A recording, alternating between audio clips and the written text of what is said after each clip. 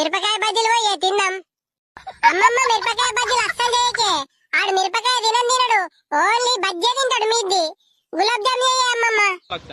చే అమ్మమ్మ గులాబ్ జామ్ అద్దే, నోరంతా తీయ తీయ అవుతుంది అంటే అన్నం తినబుద్ధి కాదే. పప్పు చారు వేసుకొని మిరపకాయ బజ్జీలు అంచు కంటించుకొని తింటే కమ్మగత్తదే అమ్మమ్మ. అక్కతనే అంటదే నువ్వు మిరపకాయ బజ్జీలు వేయే. అరే రెండు చేస్తారా మీరు? లొల్లి వరకుంటారా కొంచెం. అమ్మమ్మ ఒక 10 రూపాయలు కొనుకొచ్చుకుంటా. కొంచెం అయితే అన్నమే తింటాం కదా బేట. ఆ దుకాణంలో మంచిగా ఉన్నాయిరా అద్దు.